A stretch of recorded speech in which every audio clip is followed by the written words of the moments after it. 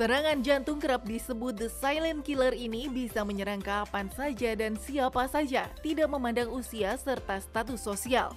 Rasa sesak hingga nyeri di bagian dada karena adanya penyumbatan aliran darah. Benarkah kegemaran mengonsumsi makanan berkolesterol tinggi hingga kurangnya berolahraga menjadi faktor pemicu serangan jantung? Di segmen kali ini, dokter spesialis jantung dan pembuluh darah Ade Median Ambari akan mengulas secara gamblang. Berikut pemaparannya di Hidup Sehat Plus. Mengalami serangan jantung bisa tak kenal waktu bahkan tempat. Penyakit the silent killer ini bisa saja menyerang Anda ketika sedang sendirian di rumah.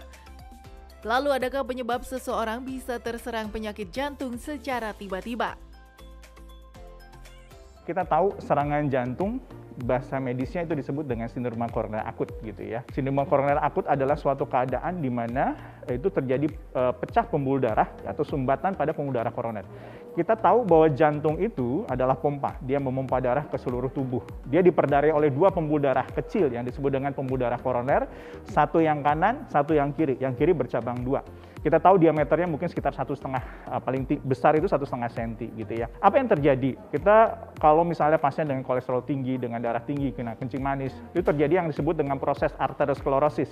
Arteriosklerosis itu adalah pengendapan lemak pada dinding dalam pembuluh darah yang mengakibatkan penyempitan dari pembuluh darah koroner. Pada serangan jantung yang terjadi adalah pecah dari plak itu sendiri dan akhirnya terjadi sumbatan total.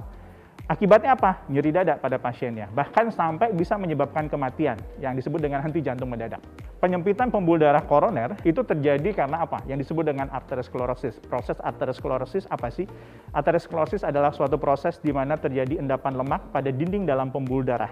Terjadi ini paling puluhan tahun gitu, nggak dalam 1-2 tahun gitu ya, sudah lama sejak kita kecil gitu ya, di mana pola makan sangat berpengaruh, gaya hidup sangat berpengaruh gitu ya. Akibatnya apa? Pembuluh darah koroner yang diameternya 100% itu berkurang. Ya, biasanya gejala nyeri itu timbul kalau dia penyempitannya lebih dari 70%. Arteriosklerosis menumpuk, makin lama makin menyempit yang disebut dengan plak. Ya, disebut dengan plak arteriosklerosis. Dan itu adalah salah satu penyebab terjadinya serangan jantung. Apabila apa?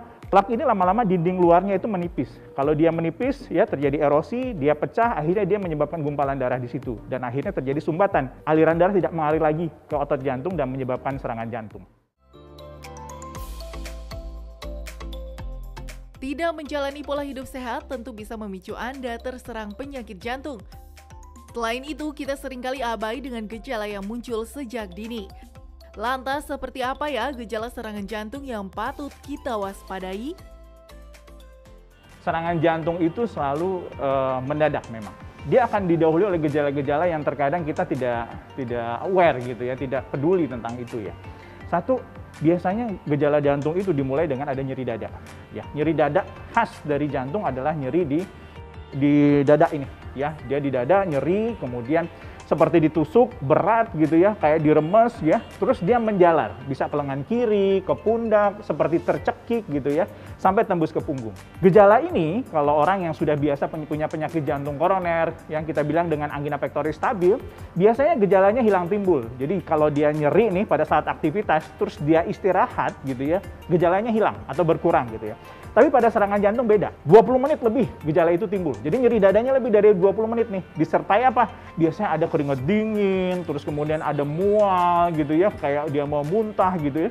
Sehingga itu tanda-tanda awal ya. Bahkan kadang-kadang ya disertai kayak mau pingsan gitu ya, pandangan kabur dan lain sebagainya. Kalau itu mulai timbul, terutama tadi nyeri dada ya atau sesak gitu ya, sesaknya nggak enak gitu ya, itu cepat harus minta pertolongan ya. Pertolongannya kemana? Ya ke dokter gitu. Kalau serangan jantung kemana? Ke rumah sakit, paling nggak ke gawat daruratnya, sehingga nanti mendapat pertolongan lebih cepat. Penanganan dini pada serangan jantung tentu harus cepat dan tepat. Jangan ragu untuk meminta pertolongan segera, namun bagaimana jika terkena serangan jantung saat sendirian di rumah?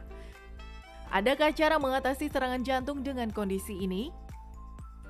Jika Bapak Ibu sedang sendirian di rumah, terus kemudian nyeri dada gitu ya, nyeri dada yang tipe yang tadi saya jelaskan serangan jantung gitu ya, nyeri lebih dari 20 menit, apa yang harus dikerjakan? Nomor satu, jangan panik gitu ya, itu nomor satu yang paling penting. Kenapa? Kalau kita panik, nadi naik, tensi naik, justru memperberat serangan jantungnya. Yang kedua, telepon ya, kalau misalnya sendirian, maka boleh tanya misalnya telepon ke tetangga gitu ya, atau orang yang dekat untuk datang. Ada obat-obatan yang diberikan oleh dokter. Biasanya kalau pasien dengan penyakit jantung koroner, dia sudah dapat obat yang harus ditaruh di bawah lidah tuh. Kalau misalnya nyeri dada, itu bisa dipakai. Namanya isosorbit dinitrat gitu ya, nitrat gitu paling gampang gitu ya, atau nitrogliserin, taruh di bawah lidah atau disemprot. Nanti lihat efeknya gitu ya, apakah menghilang atau berkurang atau lain sebagainya gitu ya. Terus kemudian kalau ada obat yang bisa dikunyah gitu ya, pengencer darah, kita bilang tuh antiplatelet gitu ya, aspilat boleh dikunyah-kunyah 2 tablet gitu ya. Tapi yang paling penting jangan panik, jangan sendiri, ada yang menemani. Nah, itu. Kemudian yang harus dilakukan adalah segera ke rumah sakit. Ke rumah sakit menjadi penting. Apa? Karena serangan jantung ini kita katakan time is muscle. Semakin lama maka impact-nya, ya, akibatnya akan semakin berat. Kalau nanti tidak sadar pasiennya, terus kemudian ada pendampingnya, itu sangat baik. Jadi dia pendampingnya bisa melakukan bantuan hidup dasar.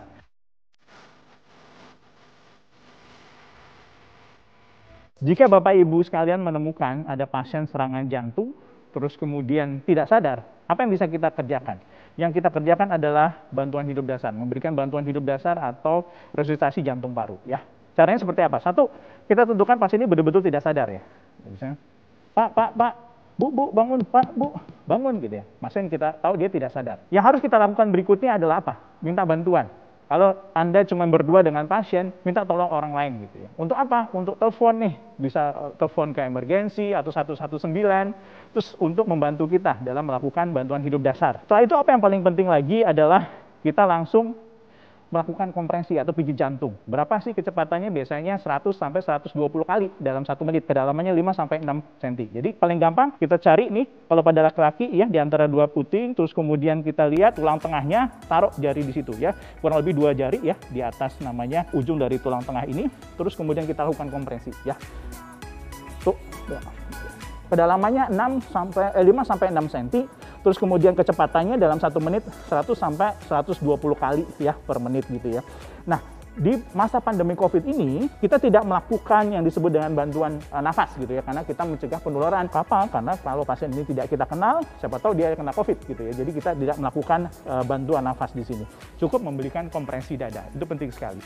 Dan ini bisa dilakukan oleh orang awam dan harus bisa dilakukan oleh orang awam. Jadi kalau pasien tidak sadar, jangan ditepuk-tepuk gitu, dipijit-pijit gitu ya. Kita harus cek betul dan berikan bantuan pijit jantung pada pasien ini. Pemirsa, itulah tadi penjelasan tentang serangan jantung ketika kita sedang sendirian di rumah. Menjaga kesehatan jantung memang menjadi hal penting. Lalu, adakah tips agar bisa terhindar dari penyakit ini? Berikut kita simak jawabannya.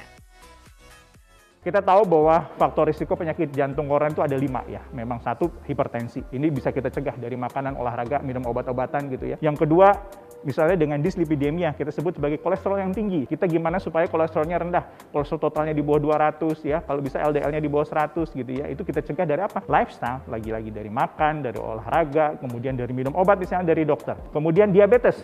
Kita mau apa? HbA1c-nya kurang dari 7 gitu ya, sehingga nanti gula darahnya terkontrol dengan baik ya. Dan merokok tentunya berhenti merokok, tidak mengurangi rokok tapi berhenti merokok. Kita tahu bahwa rokok adalah salah satu faktor risiko ya, di harapan kita faktor risiko nomor 1 untuk terjadinya serangan jantung. Terakhir mungkin faktor keturunan, tapi itu nggak bisa kita rubah, tapi bisa kita cegah faktor lain sehingga serangan jantungnya tidak terjadi. Saya Dr. Ade Median Ambari, spesialis jantung dan pembuluh darah untuk Hidup Sehat Plus.